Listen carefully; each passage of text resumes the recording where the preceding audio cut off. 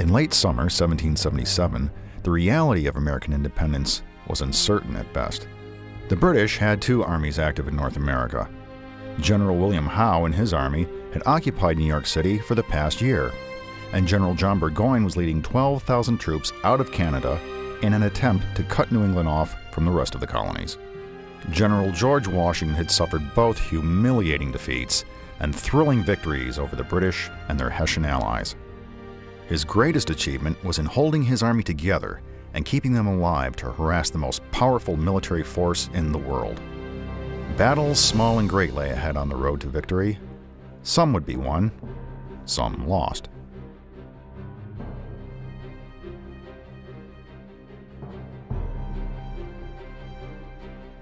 Burgoyne's troops in upstate New York were finding the invasion from Canada more difficult than they expected, and they hoped for reinforcements from Howe's army. General William Howe had another goal in mind, however: Philadelphia, the seat of the Continental Congress.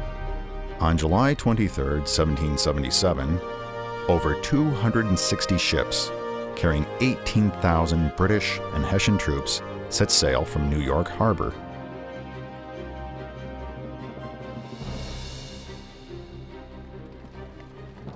George Washington didn't know what to think of Howe's intentions. He found it difficult to believe Howe could be moving his forces away from Burgoyne. Fearful that the Americans had fortified positions along the Delaware River, Howe moved his fleet to the Chesapeake Bay.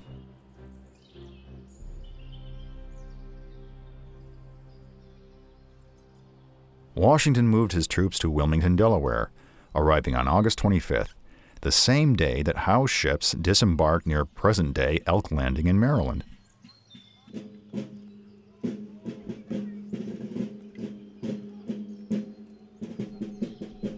While Howe's men recovered from their journey, Washington prepared to engage the enemy.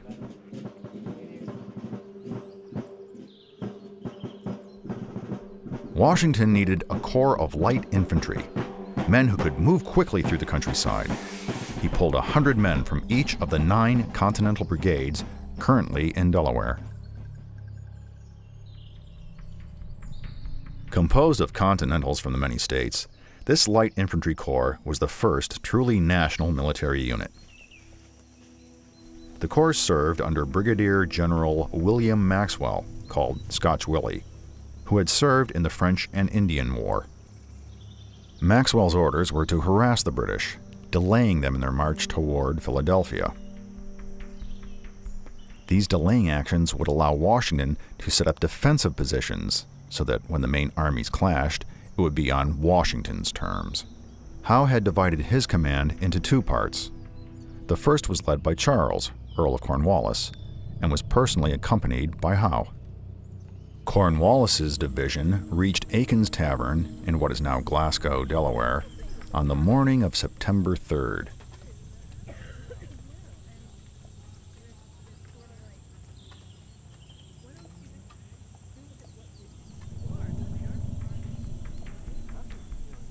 Howe's army turned north, toward Cooch's Bridge and Maxwell's men. Maxwell was greatly outnumbered and was never expected to defeat the British army moving against him, but he needed to slow them down. To have any success, he would have to attack by surprise.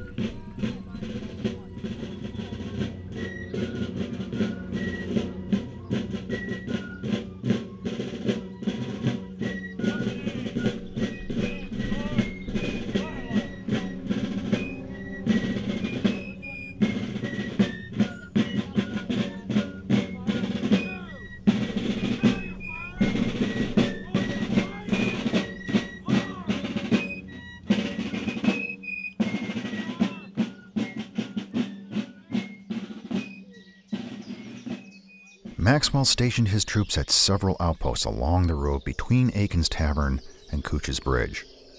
The area was thickly wooded, and Maxwell's men used the woods for cover as they opened fire on the invaders.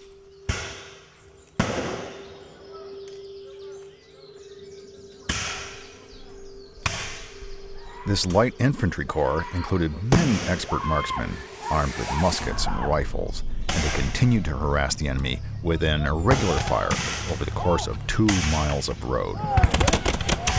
This land was familiar to the American soldiers, and they knew of treacherous terrain that could bog down the approaching enemy. At about 9 a.m. on September 3rd, Maxwell's Light Corps suddenly ambushed the enemy.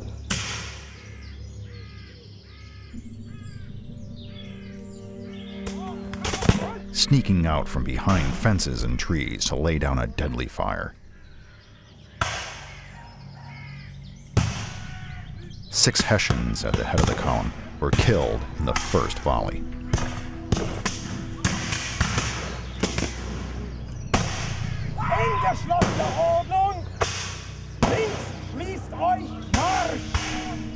At the head of the British Army was a respected corps of Hessian soldiers, the Jaegers. Jaeger means hunter, and these men fit the name well. Expert scouts and riflemen, the Jaegers responded in kind to the American attack. They took to the woods and returned fire. The Hessians were surprised by how aggressive the Americans were. At times, the fighting was hand to hand.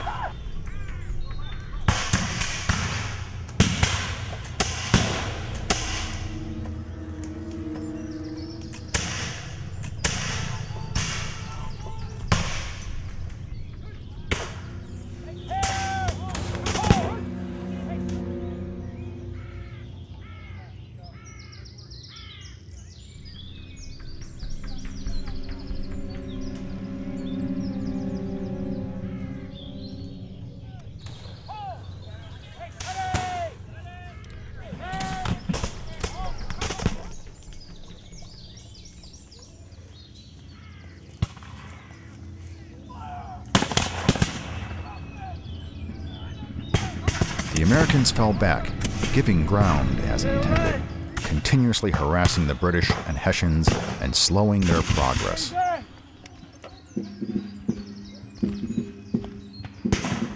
Go, Lieutenant! Go, go, go!